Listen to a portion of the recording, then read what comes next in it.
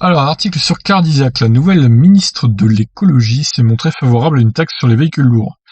Alors, vous n'êtes pas sans savoir que le gouvernement a été remanié il y a quelques jours, et que du coup, il y a de nouveaux ministres, et donc, ils vont peut-être faire bouger les choses, que ce soit en bien ou en mal d'ailleurs. Barbara Pompili, nouvelle ministre de la Transition écologique, avait défendu l'année dernière un amendement pour mettre en place un malus selon les poids des véhicules. Parmi les grands changements du remaniement, il y a l'arrivée de Barbara Pompili, nommée ministre de la Transition écologique et solidaire, et propulsée numéro 2 du gouvernement. Députée de la Somme depuis 2012, d'abord sous l'étiquette écolo puis la bannière En Marche, elle était secrétaire d'État à la biodiversité sous François Hollande.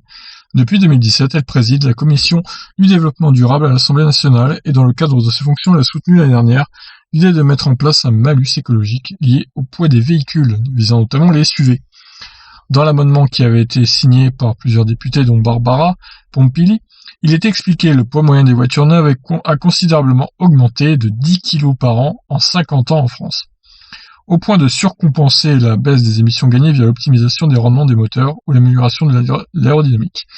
Il a été tiré vers le haut par l'augmentation très forte des ventes de SUV.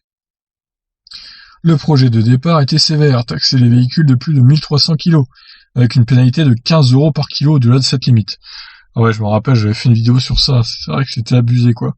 Il y avait toutefois des aménagements à la règle de base, notamment une limite relevée à 1700 kg pour les véhicules électriques, ce qui épargnait les petits modèles branchés, mais pas les gros SUV de type Audi e-tron. Et d'ailleurs, ça n'épargnerait pas le Kona ou le Eniro, qui font un tout petit peu plus qu'une tonne 7. Le gouvernement n'avait pas retenu le malus au poids dans la loi finance 2020. Il avait toutefois rendu le barème bien plus sévère, abaissant le seuil de déclenchement et portant le malus maximal de 10 500 à 20 000 €. L'arrivée de Barbara Pompili au gouvernement peut relancer la machine, d'autant que la nouvelle ministre va devoir mettre en œuvre les mesures de la Convention citoyenne pour le climat. Et dans les propositions faites par la Convention, il y a la mise en place d'un malus de poids, idée qui n'a pas été écartée par Emmanuel Macron. On peut donc s'attendre à un nouveau tour de vis pour le malus au 1er janvier 2021. Oh là là là. Bon, ben maintenant il va falloir acheter des voitures électriques qui font pas plus d'une tonne 7 en gros.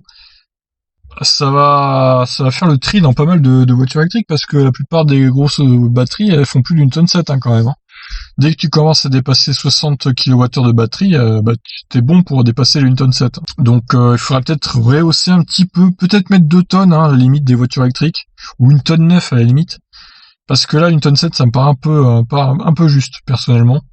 Et sinon oui 1300 kg pour les thermiques, c'est vrai que c'est assez sévère aussi. Mais bon voilà, donc c'est une pénalité de 15 € par kilo au-dessus de cette limite. Donc si vous faites 100 kg de plus, ça fait 1500 € de pénalité quand même. C'est juste incroyable quoi. Bon, bah écoutez, on verra si ça passe ou pas, mais bon, voilà, encore une taxe de plus quoi, j'ai envie de dire. Sur ce, je vous laisse réagir. Ciao.